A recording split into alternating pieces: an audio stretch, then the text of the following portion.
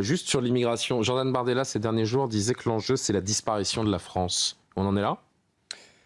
Je ne pense pas qu'on en soit là, mais ce qui est sûr, c'est que face à un système migratoire qui est devenu complètement fou, il faut une réponse systémique. C'est-à-dire, comme ça a été bien dit par Élodie, même avec un ministre de l'Intérieur qui est le plus volontariste du monde, on ne peut faire qu'un certain nombre d'ajustements paramétriques. Si la droite revient au pouvoir et qu'elle ne fait que des ajustements paramétriques, ça ne changera rien, parce que si la gauche revient au pouvoir, elle le reviendra, elle va réouvrir les vannes en grand. Donc il faut un changement systémique autour de règles assez simples. Il y a un certain nombre de pays déjà qui ont mis un terme à l'immigration illégale.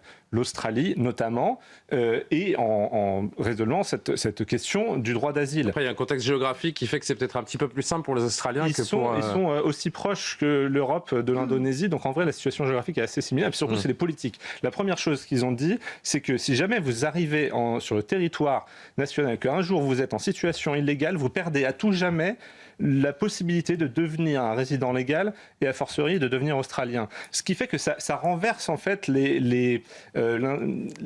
l'intérêt des personnes concernées. En Australie, tu n'as pas intérêt à rester illégal, tu as intérêt à repartir dans ton pays pour essayer de revenir en Australie. En France, tu as intérêt à rester le plus longtemps possible pour pouvoir remplir les critères de résidence. Si on est là depuis 10 ans, par exemple, on devient inexpulsable.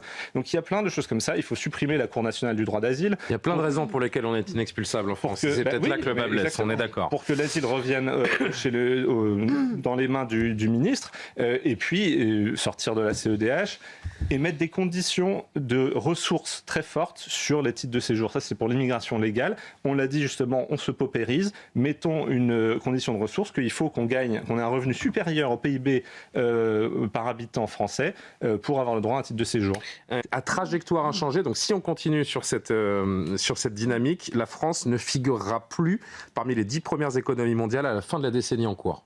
Oui, et d'ailleurs, notre PIB par habitant serait le même que celui de la Pologne. C'est-à-dire que la Pologne va nous rattraper sur les... Il va y avoir un croisement des courbes. Et juste parce que ces chiffres aujourd'hui sont édifiants, mais il faut rappeler que juste avant l'élection de Mitterrand, le PIB par habitant allemand était 10% inférieur à celui de la France. Aujourd'hui, il est 15% supérieur. Rien que si on avait gardé le même écart avec l'Allemagne à l'époque qu'aujourd'hui, on serait aussi puissant que les Allemands et on n'aurait pas la même situation en Europe. Donc vraiment, on paye 45 ans de socialisme qui nous ont conduit à cette voie de tiers-mondisation.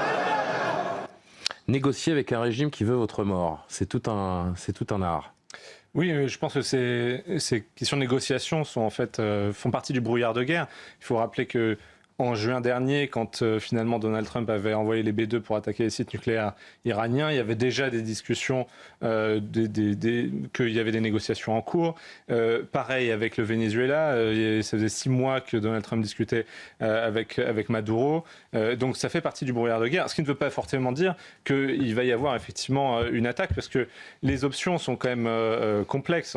Donc on sait aujourd'hui que les États-Unis étaient prêts en fait à attaquer le mercredi, après, donc le dimanche, Donald Trump dit l'aide est en route. Le mercredi, ils sont prêts à attaquer avec un plan. Finalement, ils ne le font pas parce que Israël et les alliés du Golfe ont dit à Donald Trump qu'il n'y avait pas les moyens, et le Pentagone avait confirmé qu'il n'y avait pas les moyens de protéger les alliés en cas de, justement, riposte majeure de l'Iran. C'est pour ça d'ailleurs que l'Iran dit là aujourd'hui qu'il riposterait guerre régionale pour faire ce même type de réponse et faire peur. Mais voilà, Donald Trump a cette politique de la paix par la force. Il a amené cette armada. Jouer comme ça, vous disiez la paix par la force, son célèbre slogan, jouer comme ça d'une force qui ne peut pas être utilisée parce qu'on craint une rétorsion, et ça, la rétorsion notamment sur Israël, elle est prévisible, et Israël n'en voulait pas. Elle est factuelle, elle est réelle. Elle est réelle, elle peut être utilisée. La force, elle peut être utilisée. C'est là où je ne suis pas d'accord. C'est pas parce que le Pentagone dit qu'il n'y a pas d'attaque à court terme qu'elle ne va pas avoir lieu. C'est coutumier depuis l'élection de Donald Trump qu'il y ait des choses qui soient dites, et dans la nuit même, c'est contredit. Vraiment, ça fait partie du brouillard de guerre, ça fait partie de la stratégie. En tout cas, il y a ces exercices qui ont